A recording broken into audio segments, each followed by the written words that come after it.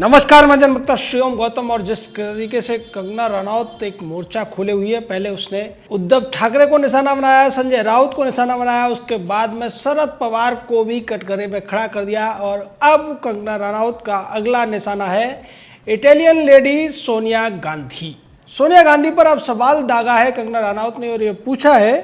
कि आप एक महिला हैं और महिला होने के नाते क्या ये आपको बुरा नहीं लगता कि मेरे साथ एक महिला होने के बावजूद बीएमसी ने जो तोड़फोड़ की कार्रवाई की है वो आपकी सरकार के इशारों पर की गई है, और क्या आप अपनी सरकार से इस मामले में संविधान के जो तमाम प्रावधान हैं उनका पालन करने के लिए कहेंगी जो कि डॉक्टर अंबेडकर ने दिए थे। यानी सीधे तौर पर एक तीर से कई निशाने साध दिए हैं कंगना रनौत ने। एक और ट्वीट उन्होंने किया और उसमें आईएनसी इंडिया को कहा, यानी कांग्रेस को ये कहा है कि आप लोग तो विदेश में भी पढ़कर आए हैं, राहुल गांधी की तरफ इशारा है, और आपने वहाँ देखा है कि महिलाओं के प्रति किस तरीके का व्यवहार होता है और मेरे साथ जो महिला होने के बावजूद व्यवहार हो रहा है, क्या आपको उससे थोड़ी बहुत भी शर्म नहीं आती है? और अगर आती है तो आपकी जो सरकार है महाराष्ट्र में, आप उसको क्या कहेंगे? यानी जो सवाल अब तक मीडिया के पत्रकार पूछ रहे थे, सोशल मीडिया पूछ रही थी, वही सवाल अब कंगना रनौत ने सीधे तौर पर पूछ लिया है कांग्रेस की उस अध्यक्षा से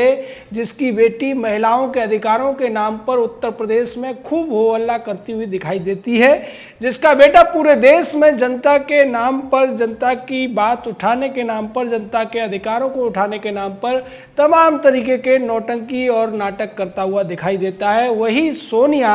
अब इस पूरे मामले में चुप्पी साध के बैठी है, लेकिन सोनिया के तमाम चमचे इस पूरे मामले में जिस तरीके की टिप्पणियां कर रहे हैं वो भी देखने लायक है। अभी पिछले दिनों अधीर रंजन चौधरी ने रिया चक्रवर्ती को बंगाली पंडित बता दिया था, बंगाली ब्राह्मण बता दिया था। वहीं दूसरी तरफ कांग्रेस के जो महाराष्ट्र के नेता हैं वो सीधे तौर पर उद्धव ठाकरे की जो कार्रवाई है, उद्धव ठाकरे की जो जिद है, उद्धव ठाकरे का जो फांसीवाद है उसके साथ खड़े होते हुए दिखाई देते हैं। इस देश में अगर फांसीवाद किसी ने चलाया था तो वो सबसे ज़्यादा इंदिरा गांधी ने चलाया था जब इमरजेंसी लगाई थी, और उसके बाद में अब फांसीवाद का सबसे बड़ा नमूना बन गई है महाराष्ट्र की सरकार और बीएमसी। लेकिन जो लोग अब तक फांसीवाद के नाम पर राजनीति करते थे, फांसीवाद के नाम पर एक पार्टी विशेष को गालियां देते थे, उसकी बदनामी क्या करते थे, और केवल देश में ही नहीं देश से बाहर भी उस पार्टी को फांसीवादी बताया करते थे, आज भी जब उन्हें किसी बात पर विरोध करना होता है, कोई भाषण करना होता है,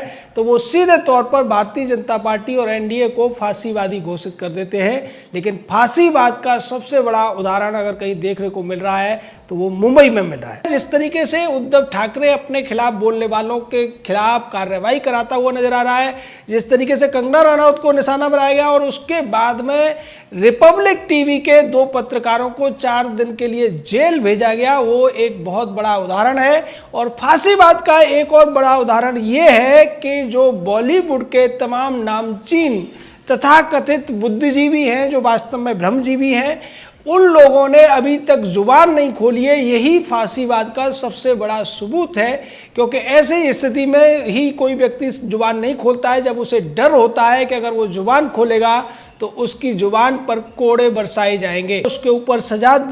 बोली जाएगी और उसको दंडित किया जाएगा या उसको पीटा भी जा सकता है। यही डर बॉलीवुड के तमाम लोगों को सताया हुआ है। ये अपने आप में एक बहुत बड़ा सबूत है, बहुत बड़ा एक तथ्य है जो बताता है कि महाराष्ट्र में जो सरकार है वो फांसीवादी सरकार है। लेकिन कुछ लोग हैं जो महाराष्ट्र की सरकार के खिलाफ खुलकर खड़े हुए हैं, और उसी कड़ी में एक नाम है रामदास अठावले का। रामदास अठावले ने कल कंगना रनौत से मुलाकात की और उससे पहले भी वो इस पूरे मामले में खुलकर खड़े हुए हैं कंगना रनौत के साथ में। कंगना रनौत जब एयरपोर्ट पहुंचती है तो रामदास अठावले की पार्टी आरपीआई के कार्यकर्ता वहां पर अपना झंडा और डंडा दोनों लेकर पहुंच जाते हैं और वो कहते हैं कि हम अपनी बहन की इज्जत के लिए यहाँ पर आए हैं। साथ ही करनी सेना के लोग भी पहुंचते हैं, लेकिन शिवसेना के गुंडे वहां पर हजारों की तादाद में पहुंचकर काले झंडे भी दिखाते हैं। ये फांसीवादी ताकत है महाराष्ट्र की सरकार की, और इस फांसीवाद के खिलाफ कोई नहीं बोलता है।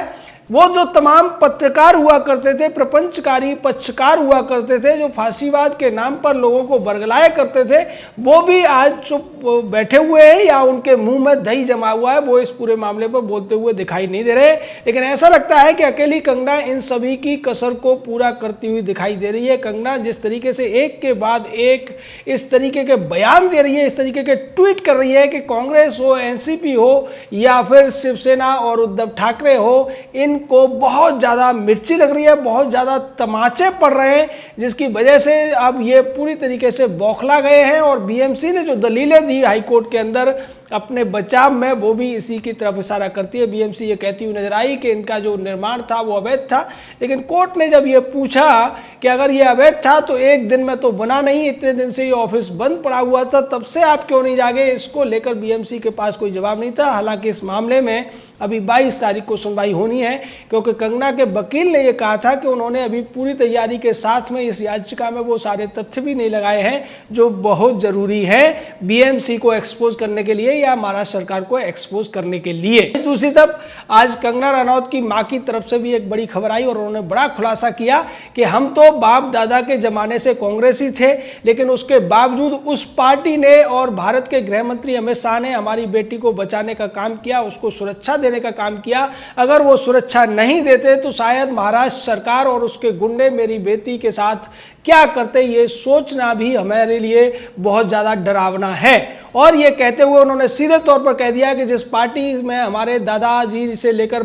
पिताजी तक रहे, उस पार्टी ने हमारे साथ इतना बड़ा धोखा दिया है, इसलिए अब हम भारतीय जनता पार्टी को ज्वाइन कर रहे हैं, ये घोषणा भी उन्होंने कर दी। वही दूसरी तरफ जिस तरीके से पूरे के पूरे देश में अब महाराष्ट्र की जो शिवसेना सरकार है, कांग्रेस एनसीपी की सरकार है, वो पूरी तरह एक्सपोज हो गई है और उनको रोज एक नया झटका लगता है, कई बार बहुत बड़ा झटका भी लग जाता है। जैसे आज फिर से एक और झटका लगा जब रिया चक्रवर्ती की जो जमानत अर्जी को कोर्ट ने खारिज कर दिया और रिया चक्रवर्ती को अब 14 दिन तक भाईखाला की जेल में रहना पड़ेगा उन 5 अन्य आरोपियों के साथ में जो कि इस मामले में अभी तक अंदर चल रहे हैं। तो सीधे तौर पर यह बहुत बड़ा झटका है रिया चक्रवर्ती के लिए और उन लोगों के लिए जिन्होंने जमानत की उम्मीद थी। रिया के साथ साथ उन लोगों की भी जमानत याचिका लगी हुई थी जिसको कोर्ट ने स्पष्ट तौर पर खारिज कर दिया। ये बाकी जो लोग थे, सौभिक चक्रवर्ती, सैमुल मिरांडा, दीपेश सावंत, जय बिलात्रा और अब्दुल बासित, ये वही लोग हैं जो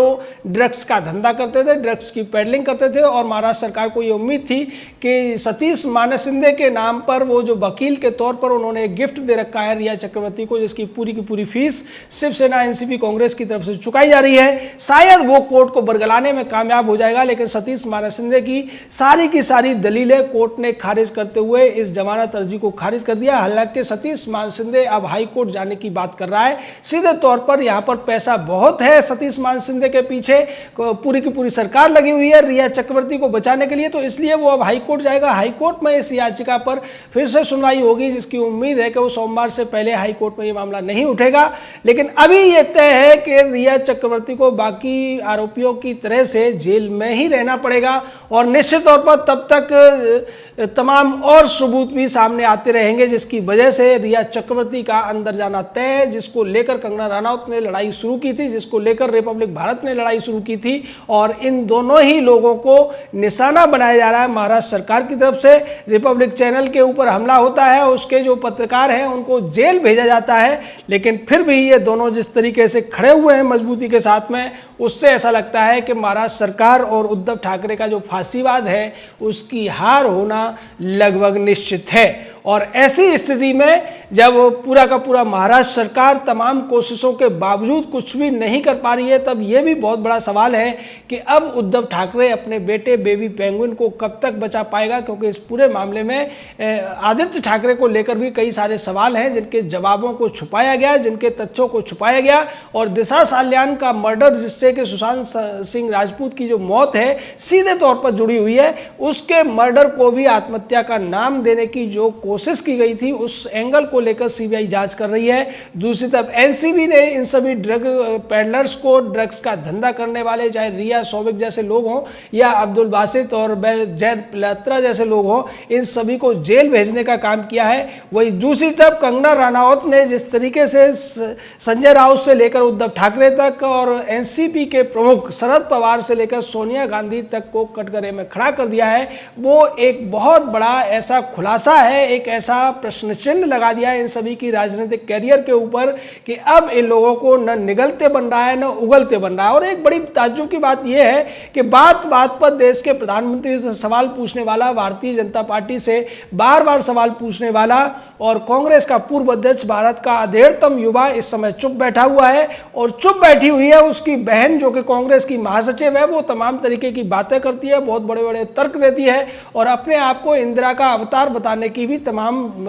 नाकाम कोशिश भी करती है। लेकिन इस पूरे मामले में ये दोनों भाई बहन चुप बैठे हुए हैं, सोनिया भी चुप बैठी है, जिसकी चुप्पी पर अब कंगना रनौत ने सीधे तौर पर सवाल उठाकर उसको एक्सपोज करने का काम किया है। जय हिंद, जय भारत।